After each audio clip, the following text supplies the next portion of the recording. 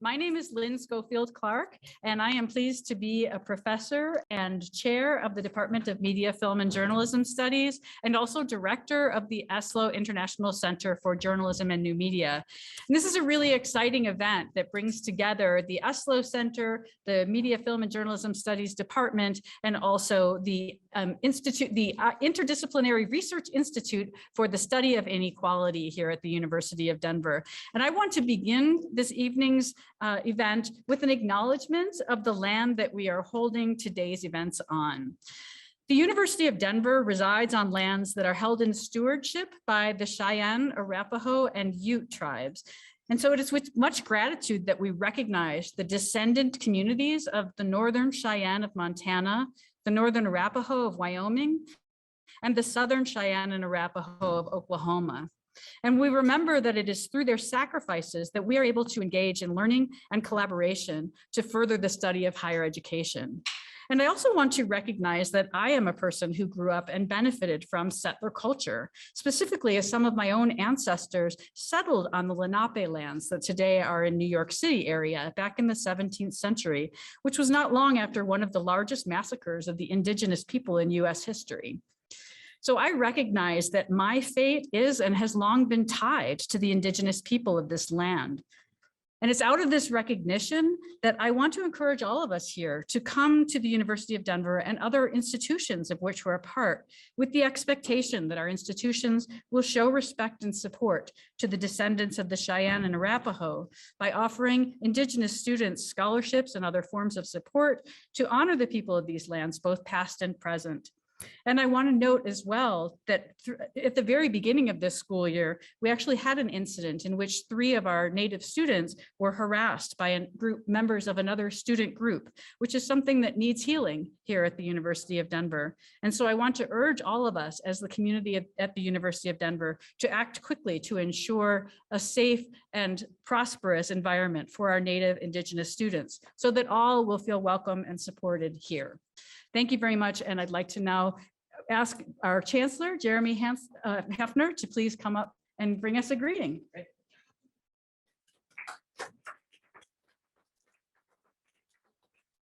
Thank you, Lynn. Thank you, Lynn, for that very important land acknowledgement that we have at the University of Denver.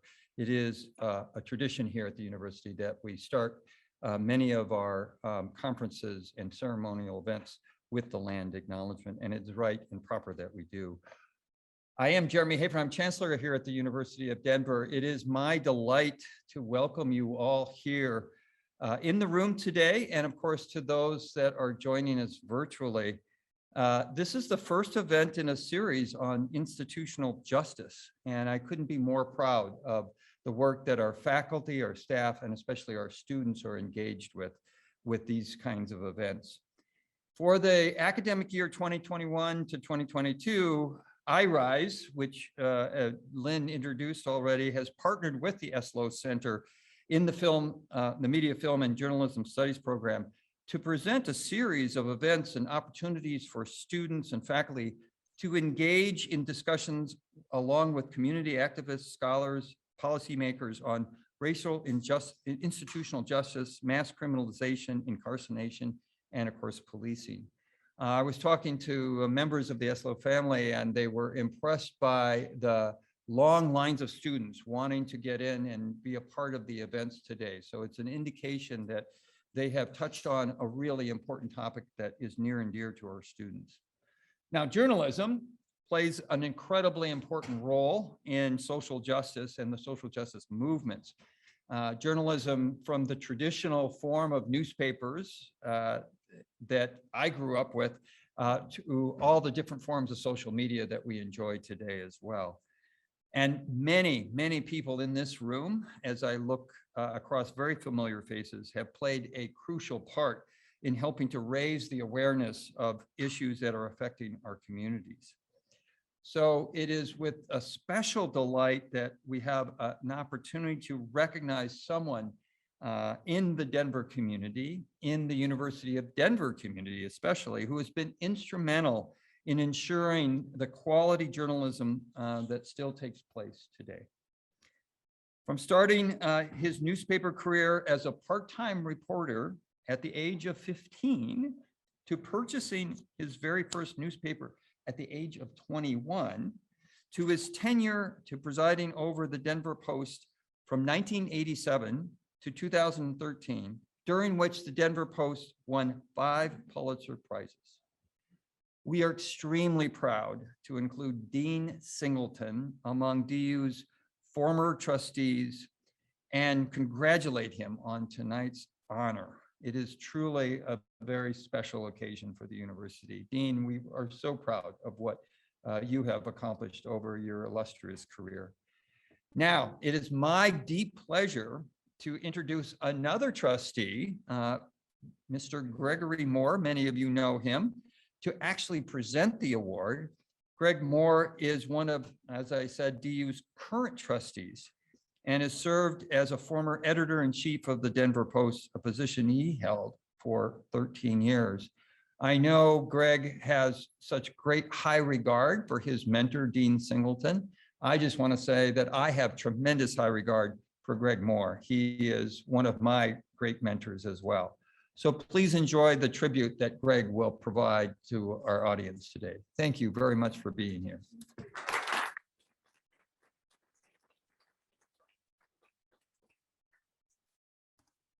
Hi, it is my pleasure to present the Journalism and Public Interest Award to Mr. William Dean Singleton, my publisher, leadership mentor, and friend.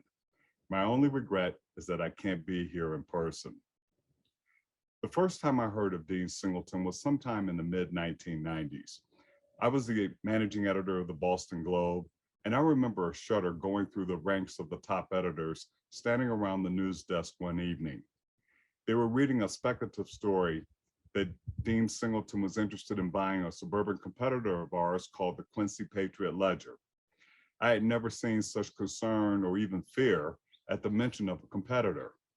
After all, the Boston Globe had survived its own newspaper war and had a spirited competition with the tabloid Boston Herald. What's this deal with this Dean Singleton guy, I asked. He's going to make us spend a lot of money to keep our readers, they replied. 6 years later, he hired me to run the Denver Post, and I never forgot the first thing I learned about Dean Singleton.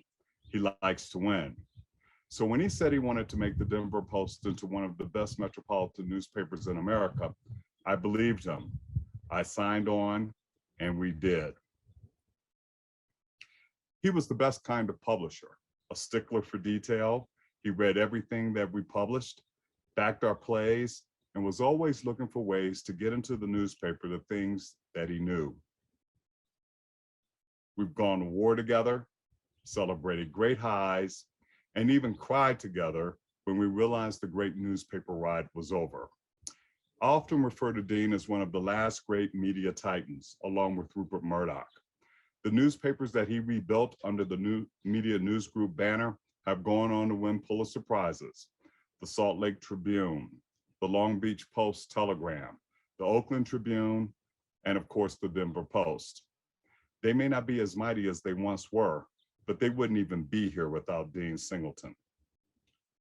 I don't know what you've heard about Dean, but I can tell you that he always has been about the independent pursuit of the news. He's fond of saying, he may not have always agreed with me, but he always supported me. That's as good as it gets with a publisher.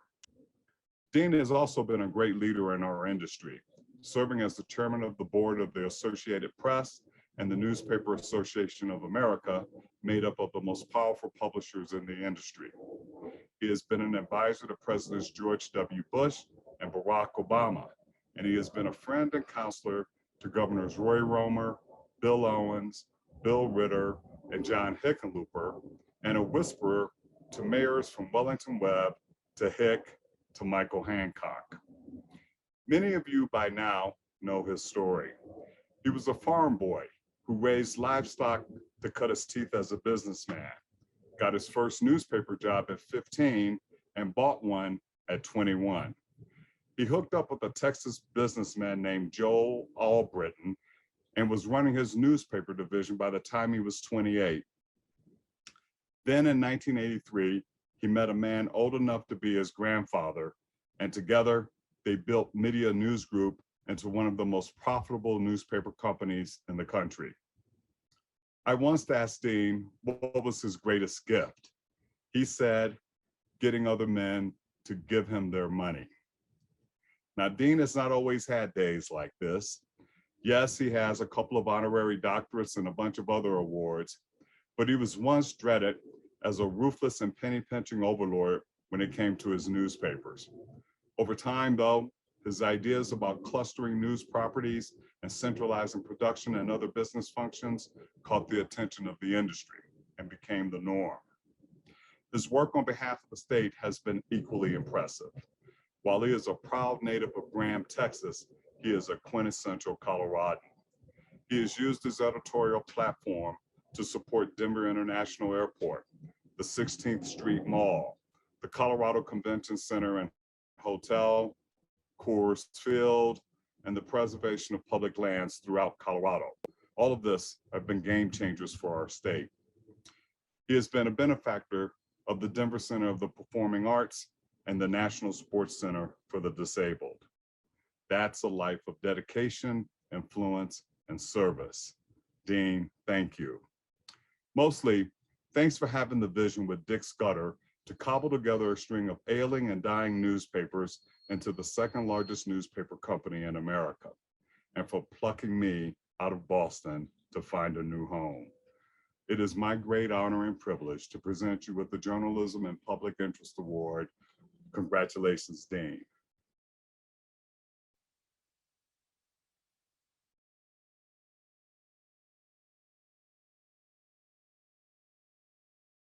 It is. Well, all right. It is 6 o'clock.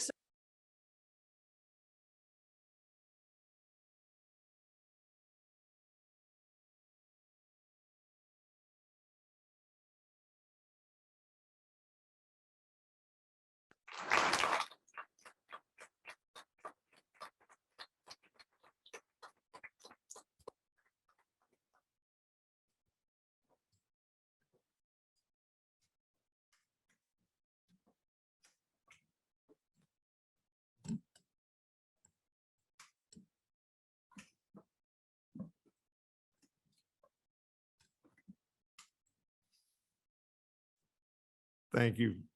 Is it working? Can you hear me? Okay. Thank you so much for this award.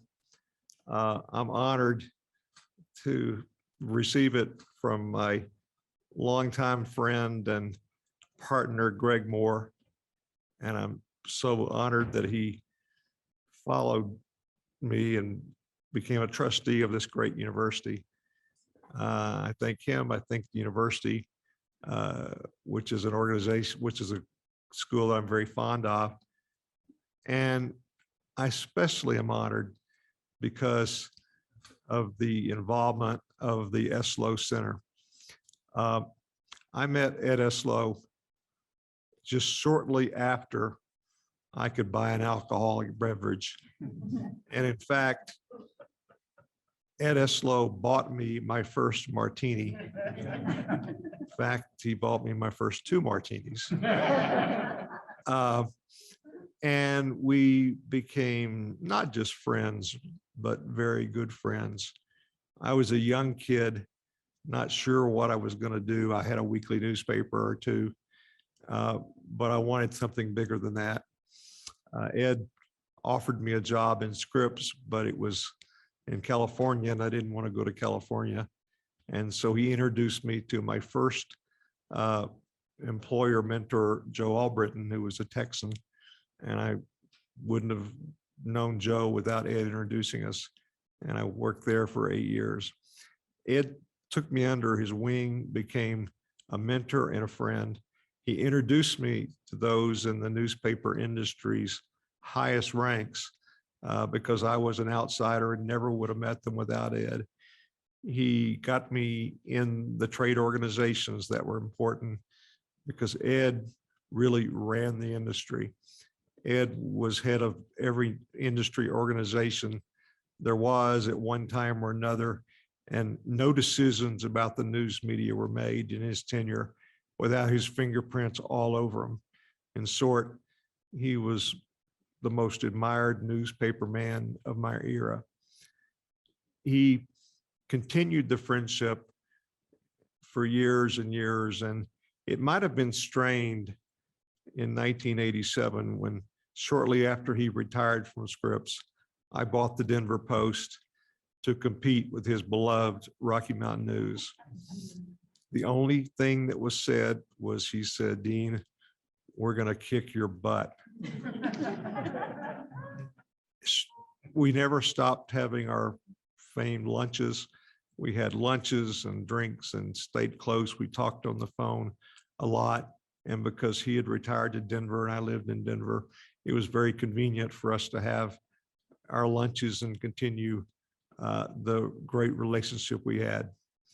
When the Scripps Company asked to call a peace offering and do a joint operating agreement with the Denver Post, at the next day's University of Denver board meeting, Ed's only comment was, "If I were still running Scripps, I would have kicked your butt." And I believe he would have.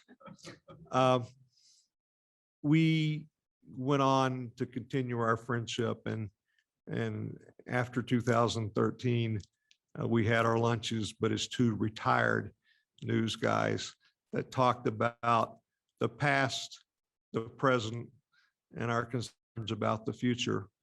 And in fact, we had lunch just a few days before he passed away at age 95. I missed him very much, and I know you do too. Ed got me into the industry organizations, and I did go on to become chairman of the Newspaper Association and the Associated Press. And as part of that, in 2002, President Bush asked me to put together a group of news executives, both TV, radio, and newspaper, to go to Russia for extended periods of time. It seems that the new president of Russia, Vladimir Putin, and the new president of the United States, George Bush, had met on their ranch in Crawford, Texas. And President Putin had said that he wanted to remake Russia and to have a form of democracy in Russia, and that he needed some help in putting together a plan to privatize the media in Russia. President Bush called me, and I put together a group of 5 of us, and we made several trips to Russia, and we put together a privatization plan for the media in Russia. The last time I saw Vladimir Putin in person, I told him that, look, for democracy to even happen, and certainly to continue, there must be a free, independent press. They did take our plans for privatization, but they didn't create an independent free press, and they didn't create a democracy. I bring that up because as we sit here today, I have concerns that we all should be concerned about and should talk about over the next few days and years.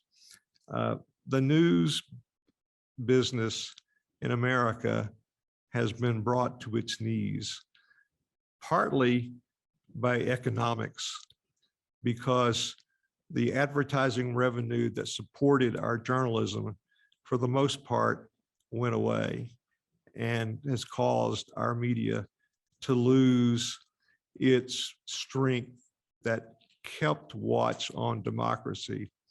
It also has been brought to its knees by 4 years of an administration that has convinced at least half of America that we don't tell the truth, that everything we say is fake news, that if you read it or see it on TV, it's fake.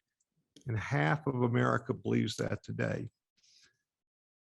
Those two body blows threaten the news industry and in turn threatens our democracy. If we don't find a way to fix the news model, then we won't have a democracy forever.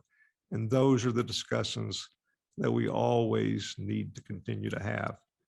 I thank you for this honor. And I thank you for letting me talk a little about my friend at Estlow. He was a major part of the free press that we've celebrated. He's gone on to his next reward. I wish you were here to help us fix this problem, but we need to fix it. Thank you. In addition, while we're talking about journalism, I wanted to make sure that we also recognized a longtime person who has contributed to the University of Denver as well as to the Denver community, and his name is Fred Brown. Fred has served as an adjunct professor here for 15 years, and that was after a distinguished career as a political reporter for nearly 40 years. He'd served as a reporter, a columnist, and an analyst of politics, and has also been the Capitol Bureau Chief for the Denver Post. And he also wrote a book that was called Media Ethics, which he used in our classes in the Department of Media, Film, and Journalism Studies when he taught with us. And now I had the pleasure of being able to teach with him, co-taught with him last year during our Zoom classes. So we were able to teach together, and I was able to learn from him. So I'll be able to teach this next year using Fred's textbook. So I wanted to congratulate Fred on his many years of service, both to the Denver Post, to the Denver area, and especially to the University of Denver. So thank you, Fred, and please congratulate him.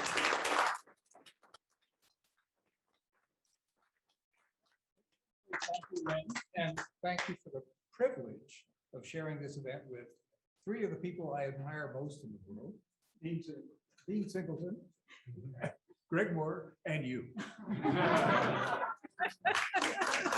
Oh, so sweet. Thank you very much, Fred. That's very nice. So we're going to transition now. We have a special opportunity today to be talking about journalism and also to be talking in particular about the issue of truth. Journalists have long spoken of the need to be objective, but as abolitionist reporters like William Lloyd Garrison reminded us, and investigative journalists like Julian Rubinstein, who we'll hear from tonight, have reminded us, telling the truth is not a neutral practice. Journalists are charged with telling the truth, even when the truth might offend those in power. So, and in addition to winning 4 Pulitzers for breaking news, feature photography, and editorial cartoons, I wanted to share with you one example under Greg Moore and Dean Singleton's leadership. In 2015, the Denver Post published an investigative report that revealed that the Colorado policies of law enforcement, their hiring and certification processes, were out of line with other states. The Post reported that 39 other states made it easier to revoke police officer certifications than did Colorado. The Post also reported that officers were able to maintain their certification to work in the state as police, even if they'd pled guilty to a felony. As a result of the work of several legislators and this reporting by Denver Post journalist Chris Osher, the board in charge of certifying police officers ended up tightening up the policies governing the hiring and certifying of police officers in Colorado. Now, there's surely more to do in the area of institutional justice in relation to criminal justice in Colorado, but I name this as an example to illustrate the investigative reporting of the kind done under Dean Singleton as publisher and editor Greg Moore is important. It has lasting effects in moving the needle on how we as citizens are able to hold those in power accountable for the policies that are created and enforced. And with that, I'd like to turn the microphone over to our director of the Interdisciplinary Research Institute for the Study of Inequalities, Dr. Tom Romero, who will be talking with you about our guests for the rest of this evening.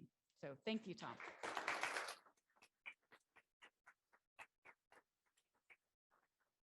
Thank you, Lynn, and congratulations to Dean and Fred. My name is Tom Romero. I am connected to the University of Denver in a variety of ways. I was an alum from last century. Um, a BA, a joint major in history and public affairs, which is in our public policy program. I joined the university as a faculty member back in 2010, where I lateraled from Hamline University in Minnesota. And I'm a legal historian. And part of my work, and Dean and Fred, you will be, I think you well know, is based upon a long-term labor of love where I've been working on a history of race relations in Denver from 1940 to 1980. And of course, the Denver Post is one of the primary and most important sources of documenting the history of race relations in the Denver area and Colorado. It's the most comprehensive. It is the primary place where I could find a lot of materials. And I think most importantly, here in Colorado, we have great access to that as a resource through our public library system. So I want to thank you as well, just for continuing what has been and sort of stewarding what has been such an important community institution in documenting this larger history and struggle that we've been having in Colorado.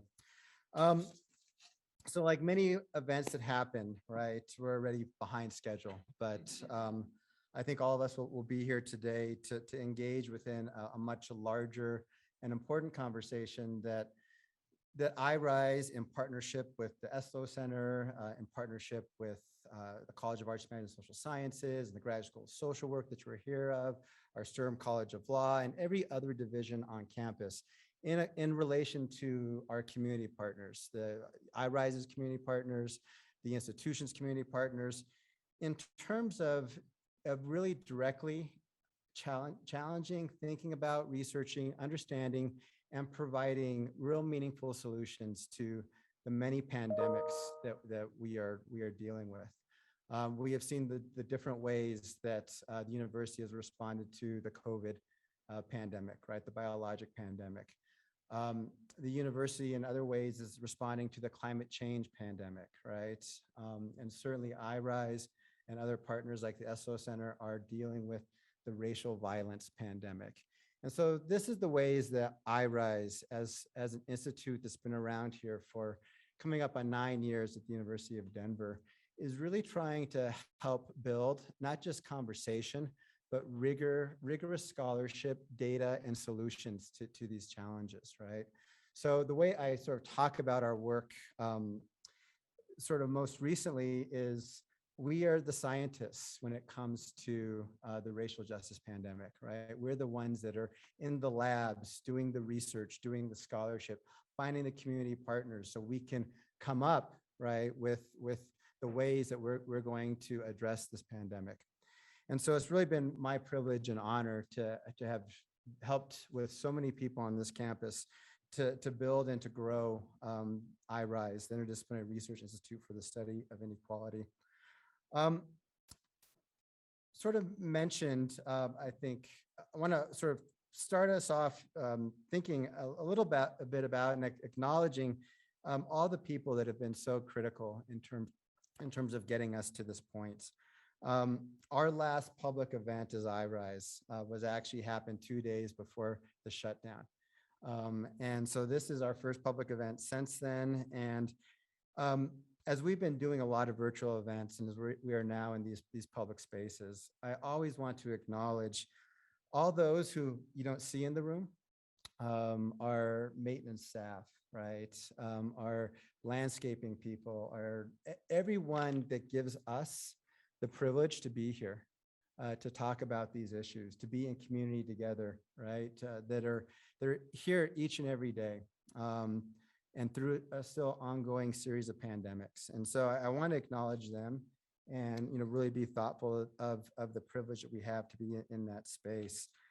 I also definitely want to thank the IRISE team, which is growing bigger, stronger, I think, and more impressive every day. Dr. Sherry Coulter, who is really kind of the ringleader in organizing all of this together.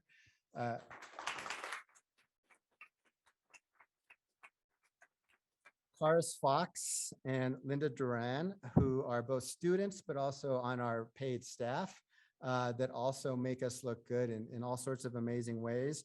And our newest student worker, Michaela Parker, who really constitute the core of IRISE and all the great work that you see every day.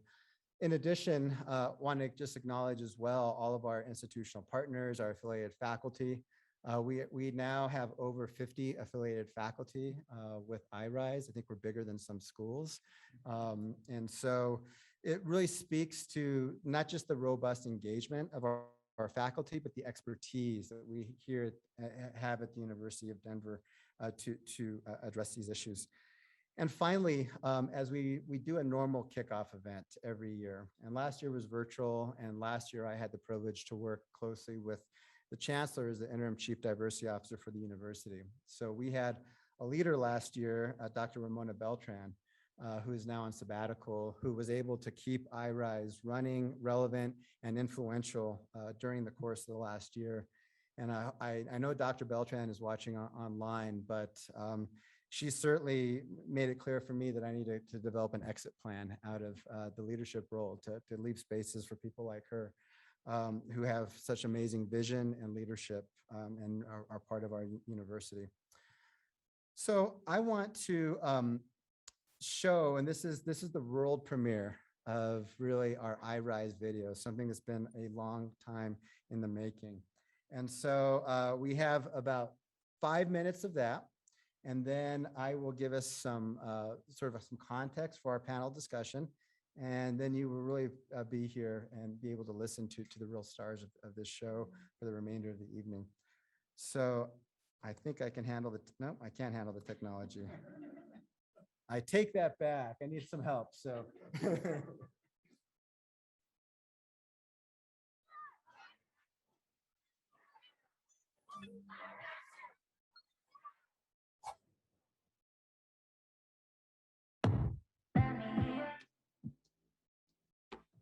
We're committed to supporting community-based organizations that are working towards social justice.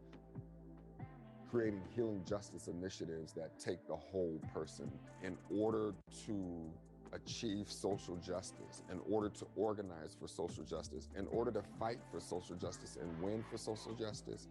You have to be able to show up to the fight as a whole person.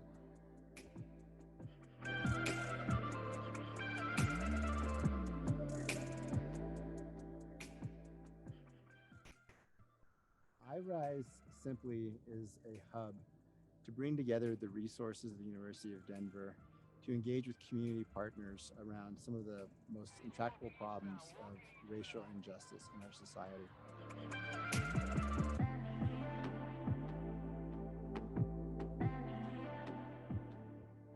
We had these multiple pandemics come together. Certainly the pandemic of COVID-19 and the biological pandemic, the pandemic of climate change, and of course the pandemic of racial violence and institutional racism. In terms of intersectionality, that means we need to understand not just race, but issues like gender, issues like poverty, issues like sexuality, issues like disability, in order for us to more precisely understand the nature of the issues. And then when it comes to interdisciplinary work, what this means is that we need a team of researchers, we need a team of collaborators that are able to look at these problems from a variety of different perspectives, a variety of different disciplinary backgrounds and trainings and methodologies, so we can collectively arrive at the right prescription, the right prognosis. I get the sense when I speak to IRISE faculty that they care about mentoring me in terms of my career and wanting to support me in whatever it is that I want to do.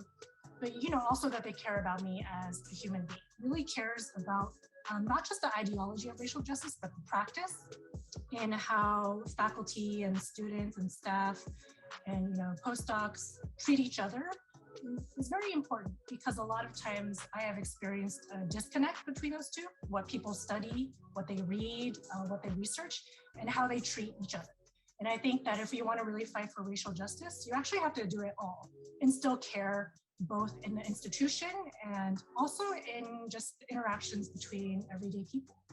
The future of IRISE, I think, is focused both short-term and long-term. One is we hope to continue to share the data that our faculty, our students, our community partners are continuing to collect in our variety of projects. To share that data and then begin to work with those that are in positions of power to begin to make meaningful, substantive change. I think our primary blind spot is defensiveness and fear. And I think a lot of times people respond with defensiveness and fear of being accused of being biased, or fear that their environment is being accused of being biased, and people feel shame. But the aim of this type of research is not to make people feel shame or fear. The aim of this research is to make us better, to make our society better, and so that we could live with integrity, knowing that we are doing our best to approach justice in our environment.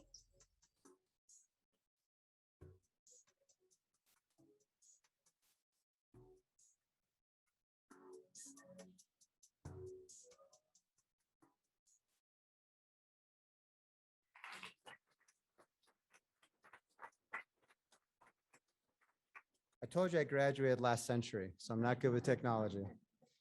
I'm not as good as I should be with technology. Want to point out a couple things before we turn over to this conversation.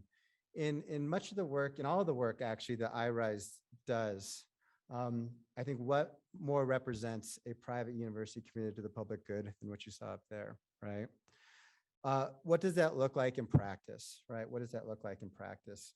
You will hear on this panel the ways that we have scholars, community scholars in particular, that are connected to the work of IRISE.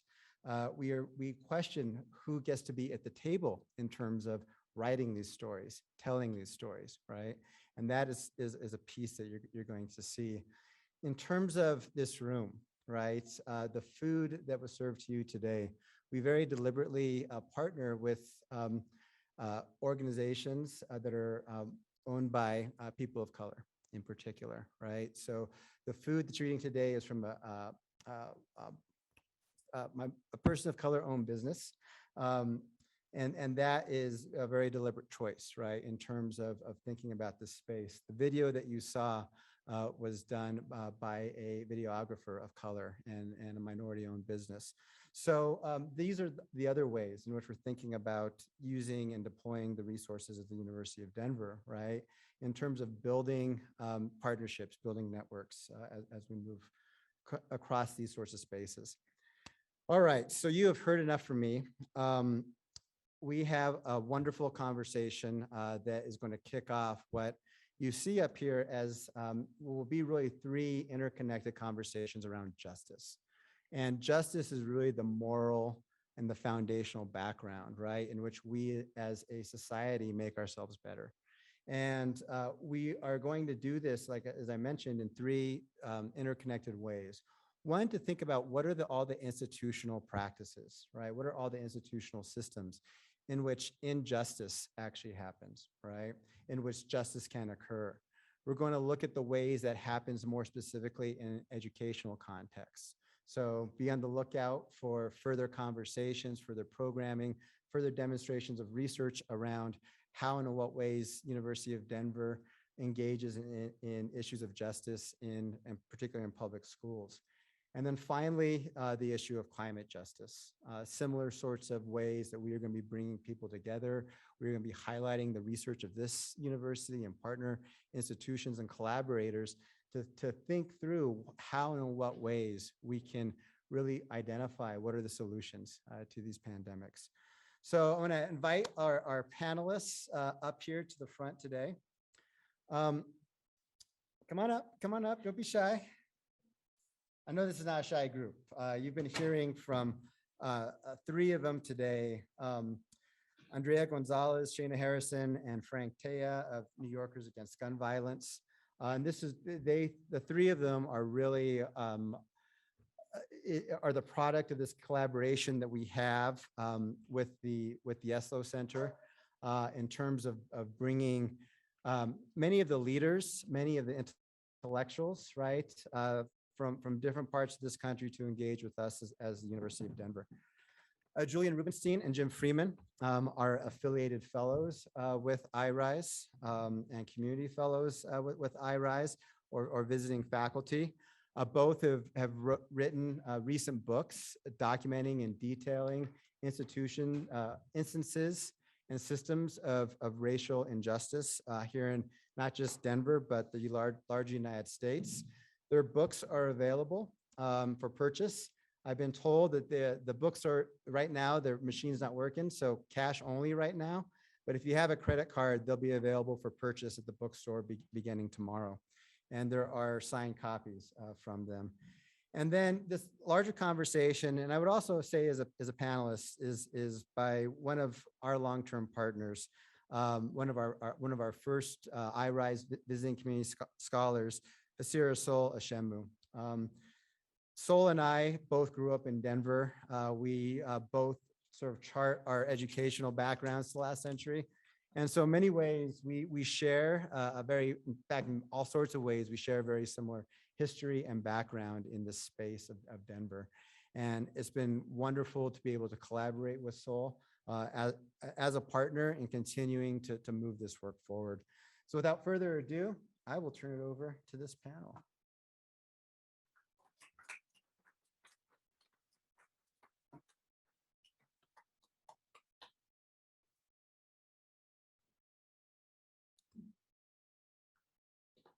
I'm not supposed to read that, am I? No. Oh, okay. All right. That's bad PowerPoint. Okay, I hear you. Good evening, everybody. It's good to be here on this rainy fall evening. I'm really excited about the conversation that we're about to have with this power panel. We've been chatting, so it's really wild that this panel is like it came together. Like I've met these people on the web, and you have these ideas. Oh, these are my students over there. How you guys doing? Yeah. Extra credit. I get you. I see you working. I see you working. You meet people online, and you're just like, wow. And then I'm like, okay, yeah, all right. Name to a face. Yeah, name to a face. Julian and I are really good friends. We've known each other now for going on for a couple of years. My father is actually quoted very heavily in the book that he's done. And I just have gotten the pleasure to meet Mr. Freeman as well. And I'm really excited about this conversation that we're going to have. And so true to technology form, I'm actually going to be working off of my telephone.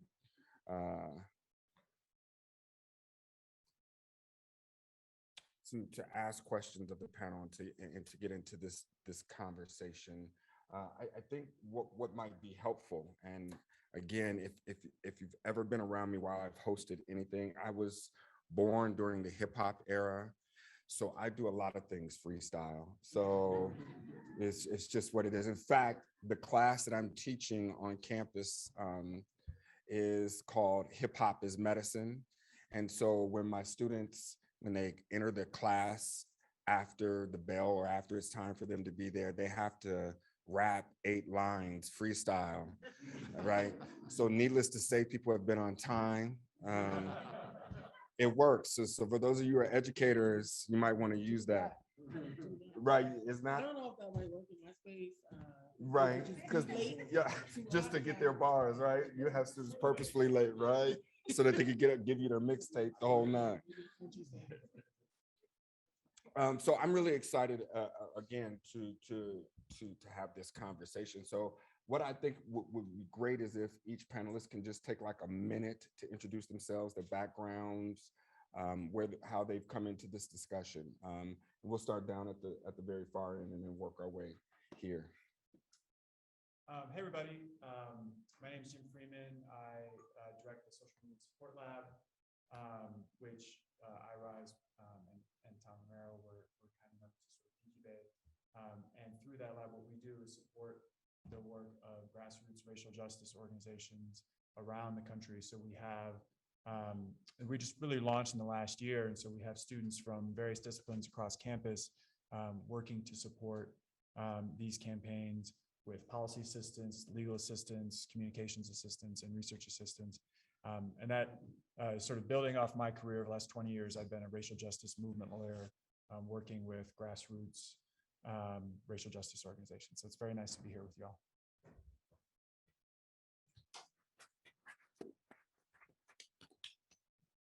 I'm Julian Rubinstein. I'm a journalist and a visiting professor here at DU and associated with the IRISE, which has all been really exciting to see all the stuff that they're doing. I spent the last 7 years, I grew up in Denver, but had never done a story in my hometown. And I ended up 7 years ago moving back to begin work on what has become a book and is a documentary in progress. But the book is back there. It really delves into through following kind of the heart of a gang shooting case. I go back through a multi-generational story about race relations, police relations, and even gun violence for sure, and youth violence over the decades. And it has been really something that's taken me deep into all those issues. So it's just, it's nice to continue to meet people through that, and glad to be here.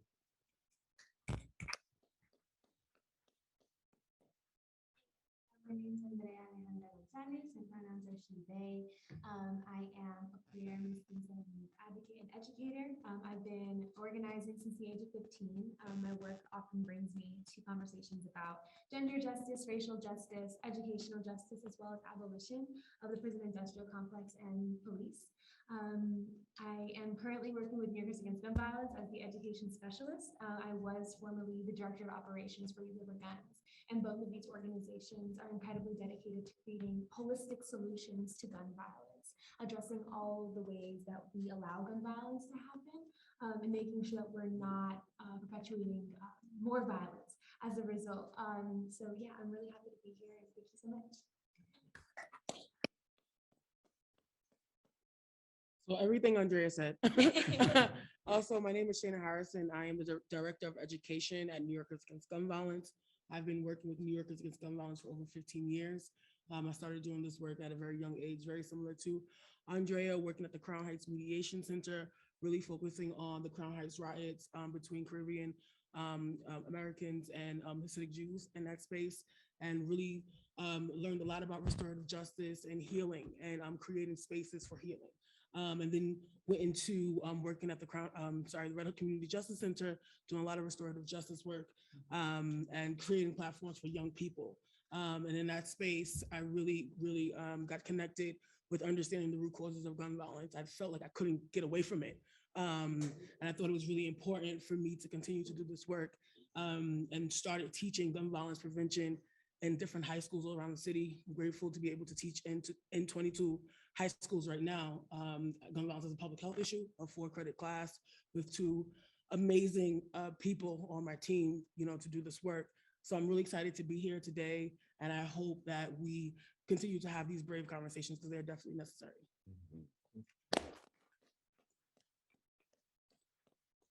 Good evening, folks. My name is Frank Teah. I'm the program director at New Yorkers Against Gun Violence. I have a tendency to be long-winded, so I'll try to give you a brief timeline. I'm the son of Liberian immigrants. My parents fled during the Civil War. So growing up, I always wondered why the life for immigrants and the path to citizenship was so difficult, right? Watch my mother work extremely hard and she struggled. So that's kind of what spread my activist spirit, right? High school, I get accepted into a high school to focus on human rights and global citizenship. I was founded by a nonprofit. 10 years later, I worked for a nonprofit to teach human rights within high school. Like Shaina said, the root causes were impossible to ignore, right? They were all around me. So in 2019, I made this transition from human rights and looking at the root causes of gun violence with New Yorkers Against Gun Violence, and that's where I am now. And I work with a dynamic, fabulous team that always pushes me, challenges my thoughts, and ultimately made me a better person. So I'm excited to speak with you all tonight, and I look forward to having a really, really good discussion. Thank you. All right, good deal. So we devised a series of questions that I will ask panelists. I also, as we're having this conversation, if you have questions that come up, we will have hopefully some time at the end for you to be able to pose your questions as well. But in the interest of time, I want to make sure that we hop into this very robust conversation. And so the first question I have is really for Andrea. The question is, what does abolition mean for gun violence? That's a really heavy question, especially now. I think everyone is somewhat familiar with the concept of abolition. I think the past year and a half has been really eye-opening for a lot of folks. You know, the idea of challenging these institutions and thinking outside of them. You know, we've been so trained to think of systems of policing and prisons as permanent institutions. We've been taught that. We've seen TV shows as since we were little, you know, of police officers in our communities. We've been taught to trust these folks, and we've been taught to, you know, just understand these people as like, you know, people that we need to just obey. And that's how we've been really trained. But abolition is a vision with a goal of completely eliminating all systems of violence. That is borders, that's prison, that is the police system, and creating lasting alternatives. And so that's where a lot of folks get lost in the thing about abolition. We just think that we're destroying things and then just like letting things go and seeing where they land. But this is actually a very like well planned out idea. This is a vision. We are trying to create institutions that are affirming our lives. And so people usually ask, you know, well, what will we do with the murderers and the rapists? Like, what will happen to them? And those questions are really rooted in fear. We're scared of each other and we're scared of what will happen without these, you know, bodies of power. But what we should really be asking is, what can we do for each other? How can we make people feel powerful without holding a gun? How can we make people feel loved and protected in their neighborhoods? And how can we create institutions that answer these questions? So that's basically abolition, like 101. And so how does that relate to gun violence? And so the policies that gun violence, you know, the way that we've been addressing the gun violence problem is by putting people into prisons for having guns or for hurting folks with guns. And you see, like, that is a very superficial solution, because we know that people, when they go into prison, that does not stop them from picking up a gun when they get out again. Or that doesn't eliminate the condition that allowed for them to pick up a gun in the first place. People pick up guns because they feel powerless. They have no other option but to have this weapon in their hand to, you know, get what they need. Their needs were not being met. So that means that they had to go hurt someone else to get it. Or they can even hurt themselves because they felt so powerless in that moment. They just wanted to have some sort of control back into their life. And so they picked up a gun. And so what I am, like, you know, advocating for within New Yorkers Against Gun Violence and the work that I do, I am combining, and you know, with my comrades and like the folks around me, we're combining this conversation of abolition and bringing it to gun violence prevention, because we know these solutions haven't been working. The institution of police and prisons have been reformed countless times. It is not as permanent as we thought it is. It has not been here since the beginning of time. It has been continuously reformed and changed because it never did work. And so what it is challenging us to do within the gun violence prevention movement is actually creating solutions that address our root causes of gun violence, which is actually the next question. So I don't want to give away anything, but we want to create solutions that address the root causes. Like what I said, like, you know, if someone is stealing something with a firearm, why did they need to steal something in the first place? Why weren't there resources to begin with that make sure that person had something to eat that day, or had somewhere to sleep that night, or make sure that, you know, they have education and clean water and all of these basic human rights? Those is what we need. The institutions that we interact with should fulfill those needs. And so again, gun violence prevention needs to look at these problems holistically.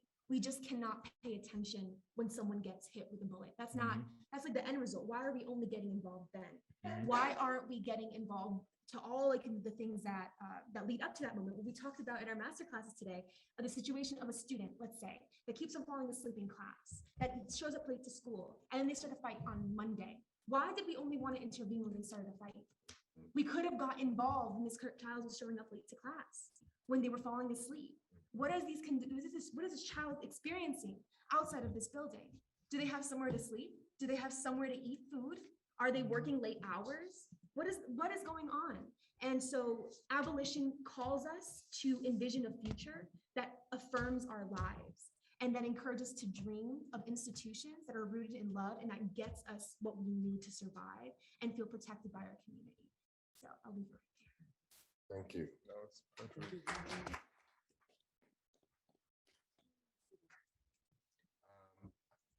There's a question before that question, right? Scholarship is allyship. I don't know if if you have recognized, but we actually have two white guys on this panel.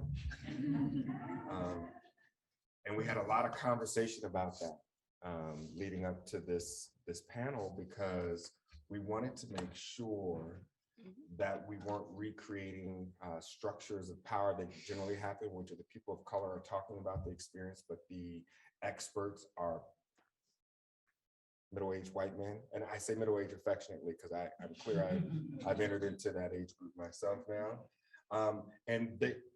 So there was a lot of conscious thought about how to approach this. And this is why I had our sister speak first on the issue, and understanding that there's different levels of expertise. So this is a scholarship question, and it's a question around allyship. How do people who identify as white show up into these spaces, address these type of issues without being seen as the pinnacle of expertise on the issue? And so this is a question for both Jim and Julian. How does your story support communities of color? And of course, by your stories, not your personal stories, the stories that you've written about that you have on sale in that shameless plug back at the back table for purchase. But I'll start with you, Julian. How does your story, or how would you see that your story supports communities of color? How does it do that? One thing that became very clear when I started working on this story, that the prevailing kind of story that had been told about this case and about this community was actually a story told by pretty much the system, let's say. The large entities, foundations, journalistic organizations, and others who police, who are often the number one source for information for journalists. Now, I had, of course, granted I guess the fortune of having, I did work long ago at the Washington Post and in my first job, and then I worked at one other magazine, and then I'd been freelance. And what I always loved to do was tell slow, long stories, deeply reported stories. So, of course, in a daily turnaround, that's a different thing. But I did notice that there was another story I was hearing from the community. Now, which isn't to say that, it's like you wade into these communities as a journalist and somewhere you're not from, there's an advantage and a disadvantage. Of course, the disadvantage is you're not from there. The advantage is you're not from there. It's both, because you are able to try to sift through it all and be objective and be able to kind of like maintain your objectivity, but also glean everything. And in this case, what I just realized was that the story, a lot of the grist of the story and the most important parts weren't in anything I'd seen publicly written or anything about the case. And I actually say in the beginning of the book that I came to think of the story as an alternate history of this case and of this place. So in any case, as a journalist, though, I don't start out. I got asked this, the other day, and I was just talking to someone, like, it's hard to know how to answer when the question of how does it help the community? Because, like, as a journalist, and I've found over the years, and even over this story, because I was like veering at times like into an activist, and you have to, of course, get close to your subjects in order to gain their trust and all that. It's part of what you have to do as a journalist. But ultimately, I realized stay in my lane and be a journalist, because that's what I do. So I didn't start out trying to do this for the community or for this community or that community or another one, but I did start to feel early on, and what was one of the reasons that I wanted to continue to put in the amount of effort I did on this, because it seemed like the voices that were important weren't in the conversation or in the reporting that I saw. So that's why I hope it kind of brings that up. Thank you. Jim, same question. Yeah, I mean, for me, writing this book was about the tactical weaponization of privilege. And so what I mean by that is, one, I don't consider myself to be a scholar. Part of the question was scholarship is allyship. I don't consider myself to be a scholar. I never planned on writing a book. I never wanted to write a book. I didn't want to have anything to do with everything that goes into writing the book and publicizing a book. I didn't want to be part of the publicity process. This event is lovely, but I never wanted to be invited to speak at events like this. You're welcome. None of that held any appeal for me at all. my career, as I sort of alluded to earlier, has really been about one thing, about supporting the leadership of those who are most directly impacted by systemic racism, about helping to create spaces where they can share their own stories and helping to support their advocacy so that those stories can be heard and responded to appropriately.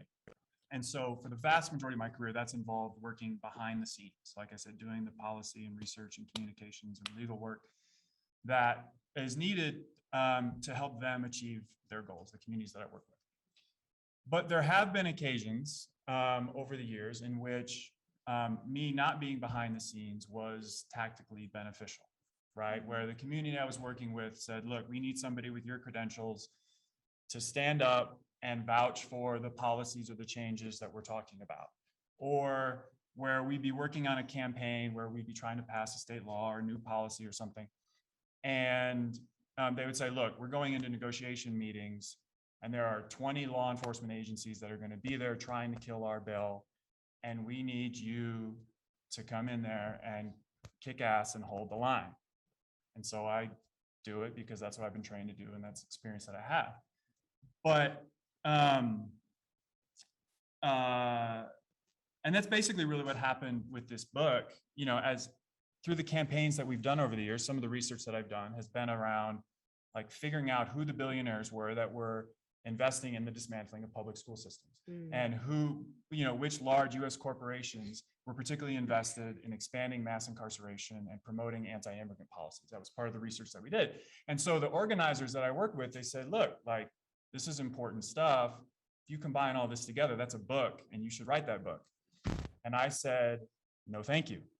I said, that book should be written, but somebody else should do it. And then years passed and nobody wrote it.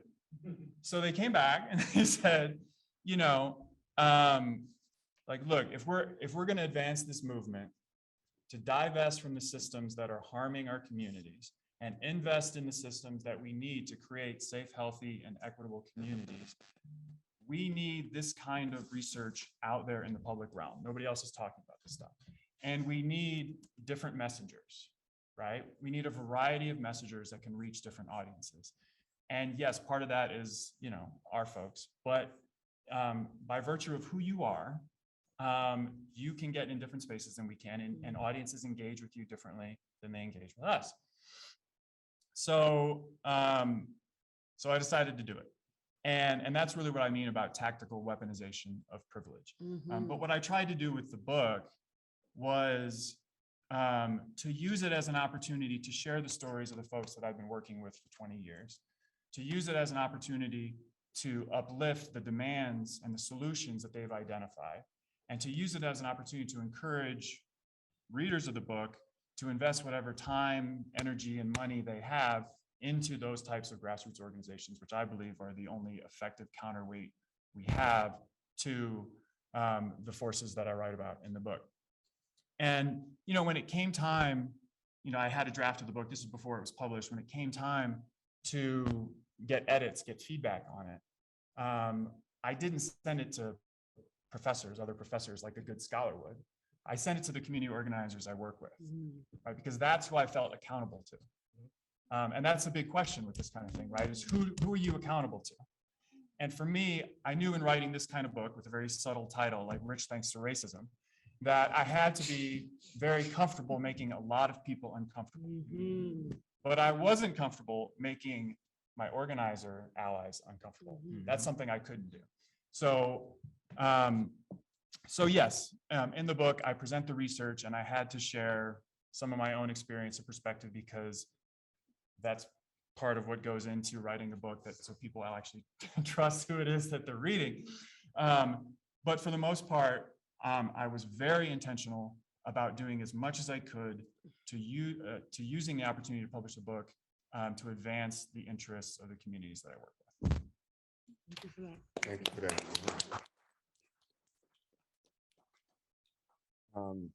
Start getting into some of the juicier questions, Shaina, if you don't mind taking on this question here.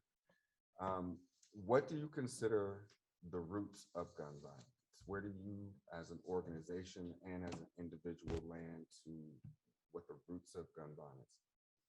I think I can say it more plainly, but I definitely gonna lean on my colleague Frank to kind of like talk about some of the history of it. But you know, income inequality, honestly, the root of all of it is powerlessness, right? We've been talking about that over and over. I think it's the buzzword for most folks, right?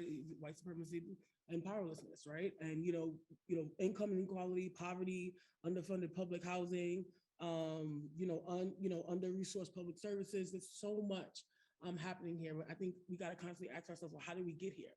How did we get here in the first place? And I think, Frank wants to talk a little bit more about how we got here. Cool.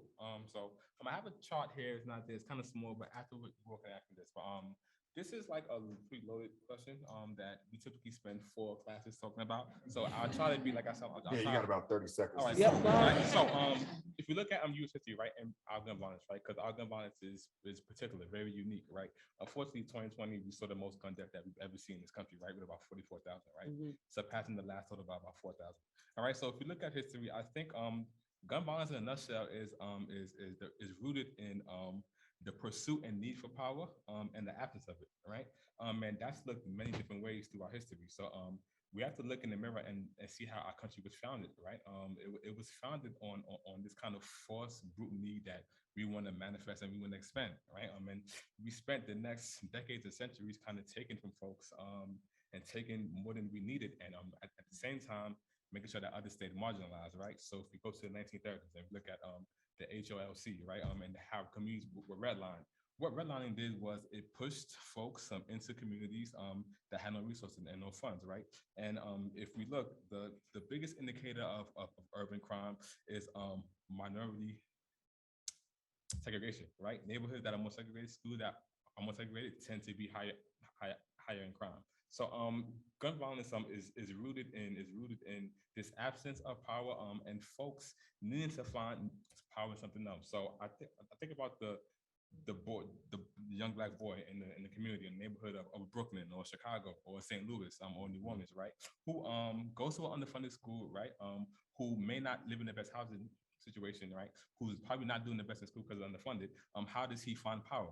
And we've told people since the beginning of time in America that the root of power is holding the gun, right? So there really isn't a difference between folks in suburban white communities who own 11 guns, right? And who sometimes intimidate folks with the gun on the porch, or the kid looking for power in the community, right? Like there's that absence and there's some void that needs to be filled.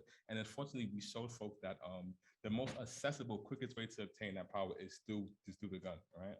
We're a country that has 330 million people roughly, but we have 400 million guns in circulation, right? So the access to it is just ridiculous. So when you mix a history of violence, right? When you mix systemic racism, disenfranchisement, high rates of incarceration, and poverty, I think, and high access to guns, you ask for a deadly situation like the one we're in right now. Could you, and I want to stay with you just for a second in this question. So then that question becomes, how does disinvestment relate to gun violence? Cool. Cool. And we're going to tackle this. So disinvestment leads to communities with little to no resources, right? This includes, but isn't limited to social services being cut, education and unemployment opportunities, housing as well. Right. So what that does is it creates this kind of pseudo competition amongst community members that we need to somehow fight for resources that aren't there in the first place, right? So when we look at particularly the maps of what we're redlining, right? Most cases they line up almost identically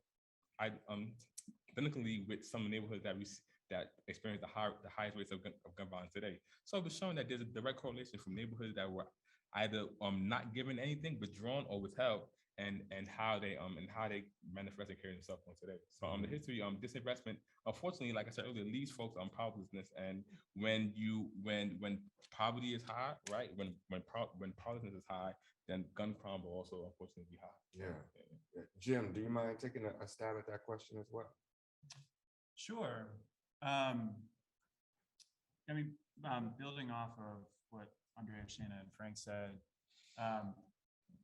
one thing that would be really fun to do is if we just sort of put a pause on this and just collectively brainstorm solutions to addressing the types of root causes that they've identified.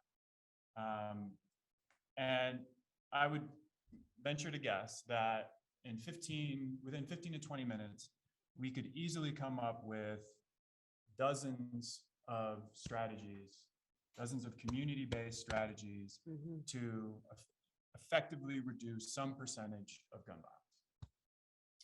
Now, let's talk about what we actually do, which is not to invest in dozens of community-based strategies, but rather to overwhelmingly invest in one particular strategy, which is to throw police at the issue and try to arrest and incarcerate our way out of it. And to sort of reductively sum up about 40 years of history, the outcome of that is basically the same types of gun violence that we started with. But now, in addition to that, we have perhaps the largest criminal legal system in the history of the world, with the highest incarceration rate in the world, the largest incarcerated population in the world, a system that we now spend 232% more on than we did when we started, a system that has caused unimaginable harm to millions of individuals, families, and communities. And by the way, it's not just gun violence that we've treated this way, right? If you actually break down the issues that we have decided to task to police, particularly over the last 30 or 40 years, it is an incredible list, right? That includes everything from drug and alcohol use to domestic violence, to traffic infractions, to immigration issues, to school disruptions, to school attendance, on and on and on and on and on. I recently got data on calls to service for the Chicago Police Department, and that categorized all different types of incidents that they get tasked to address. There were 266 categories of incidents that were given to the police. And so this has become sort of our default response. It's sort of our knee-jerk response. Any sort of public safety or public health issue, we give it to the police.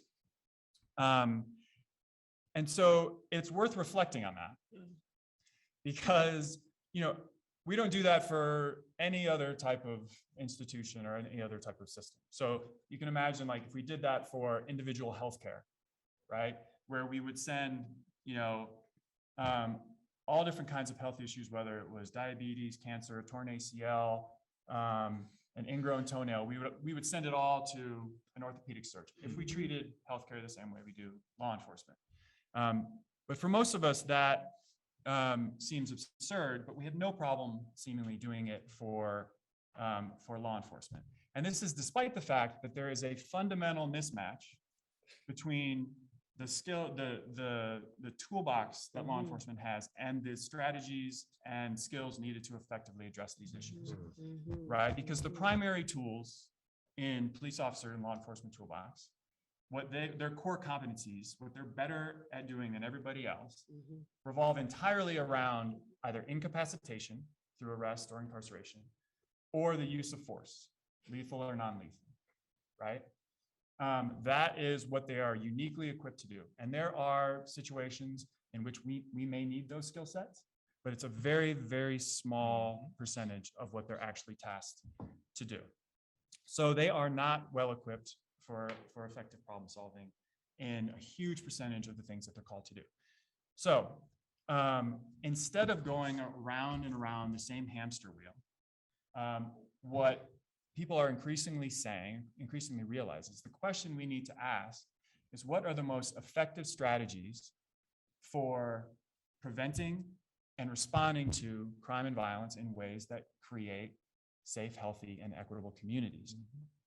And if you actually ask people that question, what you find out is that police are a very, very small part of that answer, if they're even in there at all, right? So what people talk about is we need social workers and psychologists and other types of mental behavioral healthcare. We need restorative and transformative justice practitioners. We need gang interventionists. We need violence interventionists. We need trauma-informed healers. We need resources dedicated to addressing root causes of violence in our communities, like education, living wage jobs, and affordable housing, and all these things. And what people are talking about is taking a multidisciplinary approach to public health and safety, about using all the tools in our toolbox, and about building a comprehensive community problem-solving wheel that can create a system of care for individuals, families, and communities.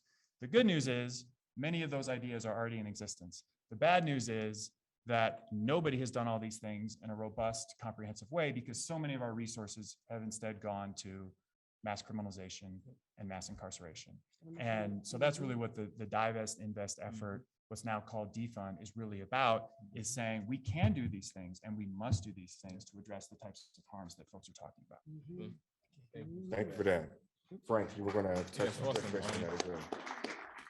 Thank you, Patrick. I'll use a recent example, right? So COVID-19 hits in 2020, right? By March, it's in full fledged, right? So we then see cuts to summer youth, which has been proven to stop crime and gun violence, especially when they rise in the summertime, right? We saw that school went totally virtual, right? After schools were non-existent. We saw that basketball tournaments in the summer weren't there. And just a plethora of other social services that typically keep folks literally sane, right? And help them go through what's going away and safe, right? So what we see from March to December, we see the gun violence evidence kind of explode in the States.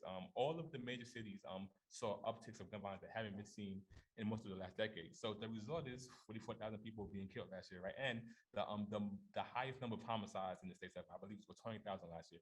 So that's a direct derivative of what COVID-19 did to funds, right? And the absence of that, and what folks did to survive, unfortunately, right? So I think there's no clearer example of what lack of resources and lack of funds, how that exacerbates our already prevalent gun violence epidemic.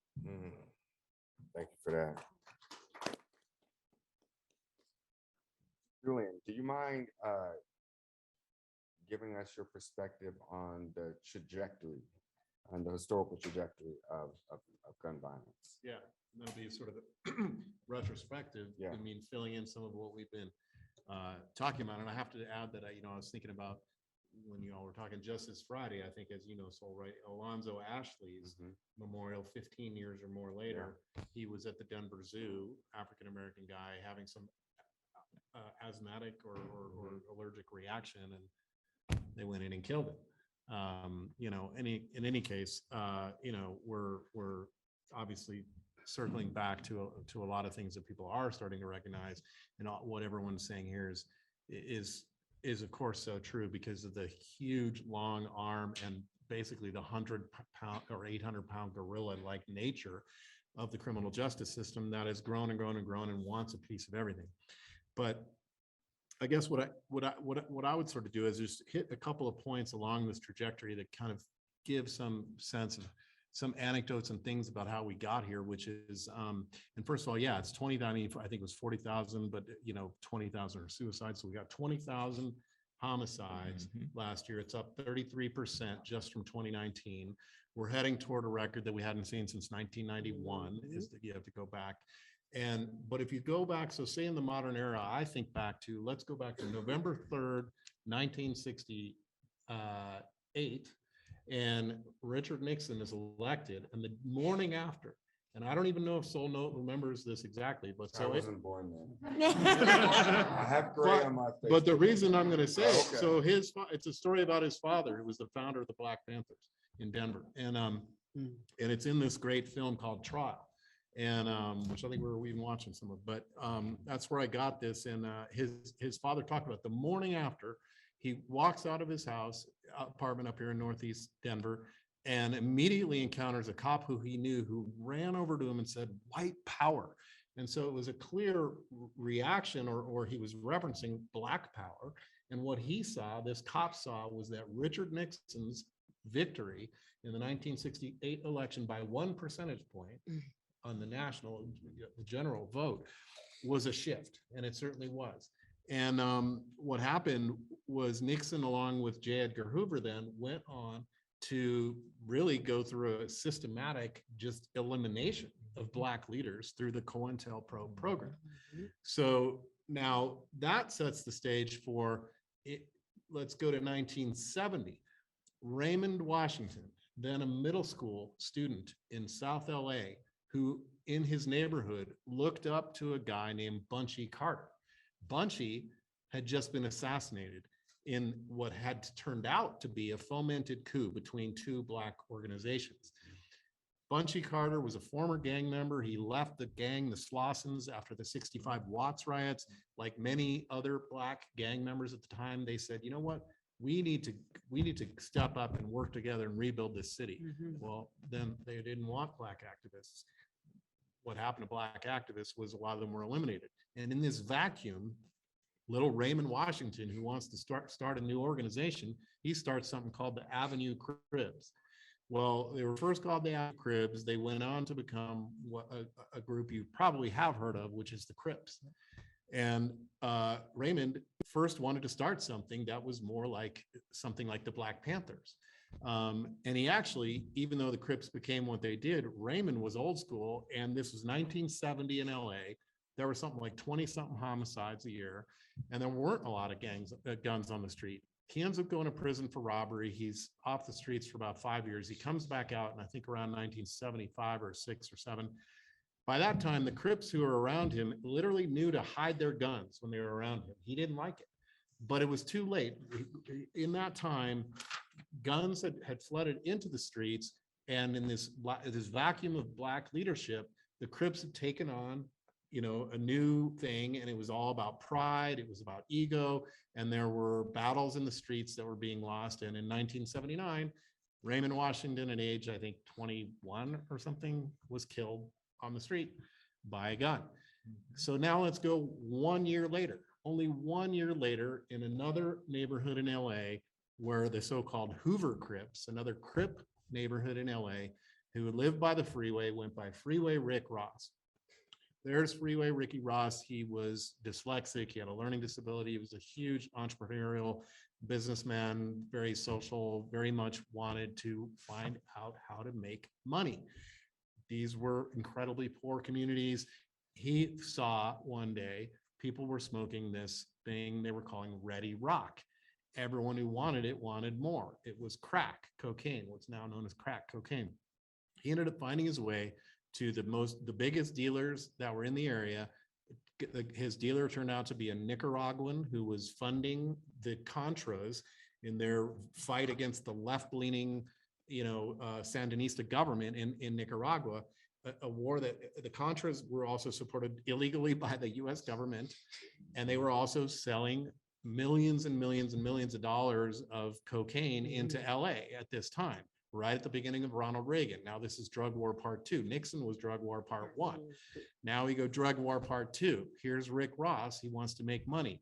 He sells to all these gang leaders, and they take over the business. They need to make money, and gangsters in that time and perhaps still today, they're often they're beloved in the community, because guess what? They're going to walk down the street, they're going to give you $20. They're going to buy something over here. They're going to do this, but they're selling drugs, and they're not purposefully, but they're destabilizing their community with drugs that came in, funding a foreign war. And sure enough, Ricky Ross was making up to $3 million a day for some of this time. Now we're into the 80s, we're deep in the 80s, all these new drug laws and the massive expansion of the federal prison system, of the just criminal justice system in general. And that was Reagan during this time, and the proliferation of gangs across the country. And so then I would just say, where does much of this violence, this so-called black on black violence, happen, and why? Well, number one, it's happening in communities where much of the rest of the city or the society around it don't know what's going on. Now, this is actually convenient for those who are actually working on this. You have undercover operations, you have informants, you have, drug laws and drug busts, and it's a huge industry going on in these communities. And guess what?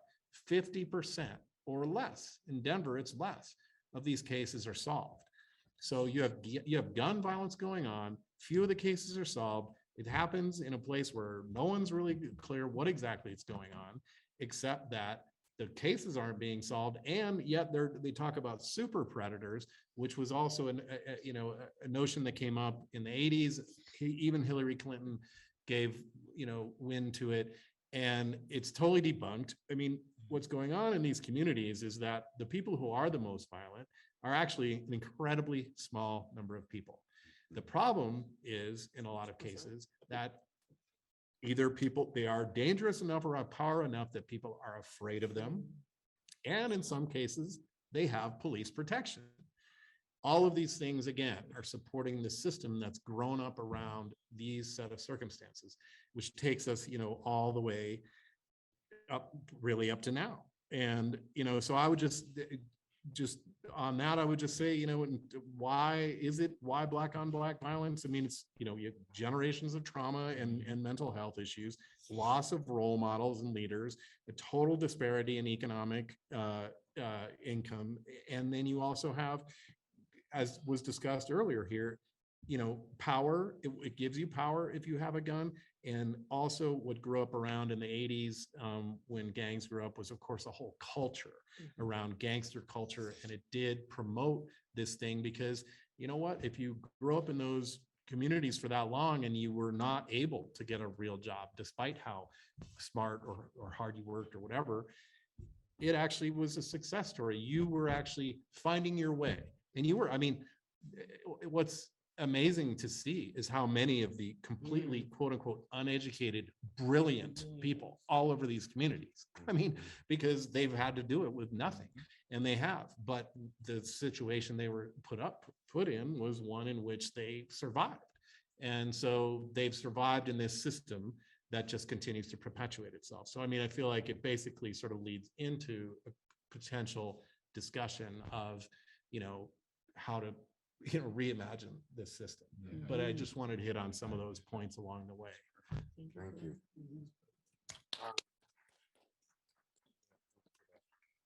Andrea, this is again to take a turn towards some solutions right here, right? So I would ask you, what does justice look like then?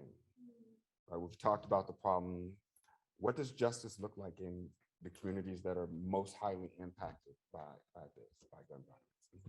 Yeah, so I love answering questions about this because it really asks us to reimagine the word justice, which goes back to the idea about abolition. These institutions of violence have really digged into our brains these vocabulary words of justice and safety and what that means and what that looks like. And so I think in our communities, when we have these real conversations, these brave conversations, we can really get to what justice looks like. Honestly, it might take a little bit of time. I think we did a workshop once and it was hard for folks to be like, what even is justice? What even is safety?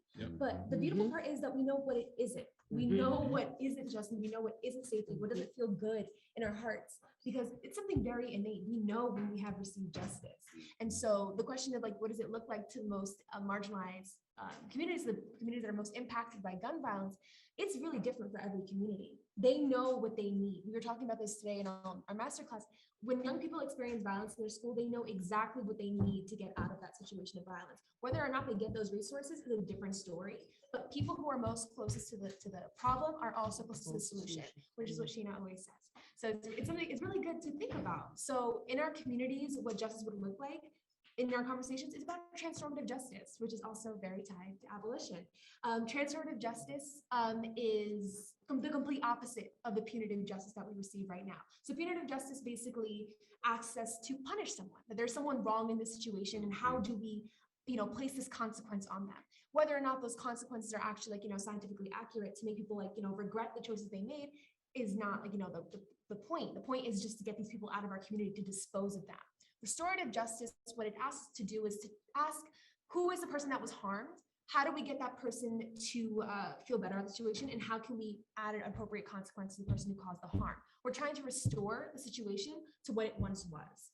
Now, transformative justice says, why would we want to restore a system that didn't work in the first place? Why do we want to restore it to a point where people were getting hurt? What's the point of that? So transformative justice says, well, let's look at all the angles. Why did this person commit this harm? How did the person feel about this? How can we get resources and safety to the person who experienced harm? And how can we also get to the resources of the person who committed the harm? A lot of times in the gun violence prevention conversation, we dispose of these people within the punitive justice system. We dispose of them. We just throw them out. They're no longer part of us. But we need to be brave and we need to call them back in because they are still part of us, whether we like it or not. Disposing them, putting them out of sight does not fix the problem.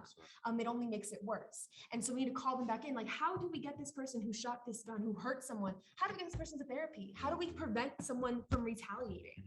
We need to make sure we're asking these questions. So that's what justice looks like. It's about make sure this doesn't happen again. That's the whole purpose of abolition and transformative justice. We do not want this to happen again. We let it happen once, and we're not going to let it happen again.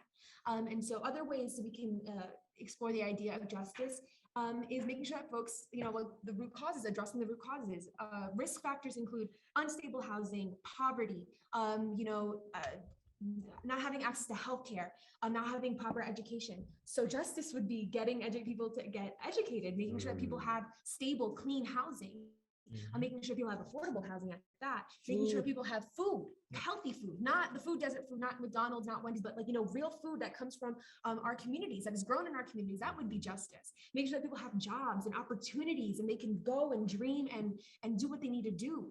And what we've talked about this whole entire day is that risk factors literally oppress and repress our ideas and what we can think we can do. And so when we allow people to dream, we can really create what our actual visions of justice are. We can actually create some real vocabulary words to describe what we need after violence does happen. So I'll leave that at that. Sister Shaina, I'm gonna ask that you take us home with this question here. The last question of the evening, and that's really around what can universities like this one do in order to further the cause, in order to put the best foot forward around this particular issue. Definitely.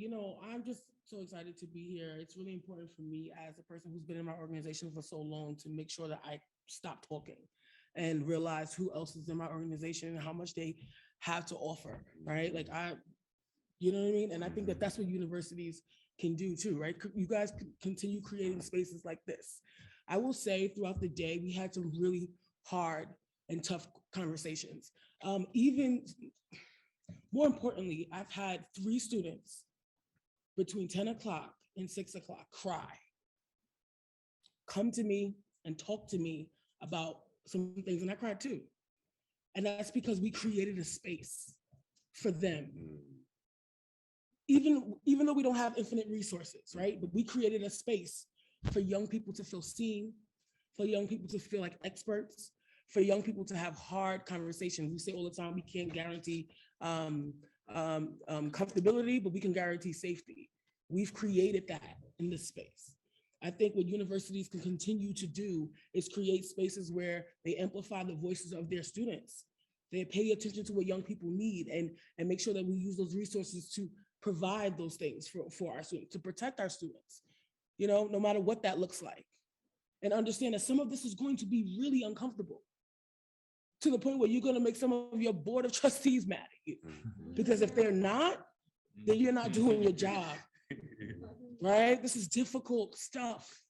You know what I mean? And I think that is what we need to continue to do in this work, is making sure that we are creating spaces for people to do this stuff, and also challenging who's in the room, right? If you have a panel of people talking about, systems of oppression, who's on that panel?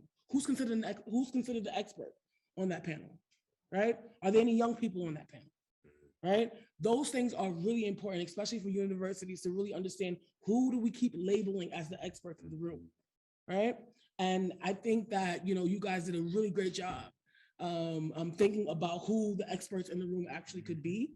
And also a really great job at amplifying the voices of the young people in this place. So I commend you guys on that, and I encourage you to continue to do that work. On that note, could you give our esteemed panel a round of applause? We've had a long day. So with that in mind, Tom? Yeah, I can transition us. So we do want to have you all have an opportunity, and those that are watching virtually, we're going to 7 o'clock. We wanted to give those that need to leave. We understand that there's familial obligations, there's personal obligations. So those of you that want to stay, we will reconvene in 5 minutes. And then we'll have a talk back with the panel. And those of you that stay or virtually will address those questions. So thank you all for those of you that have to leave, and we'll continue the conversation until a little bit after 7 today.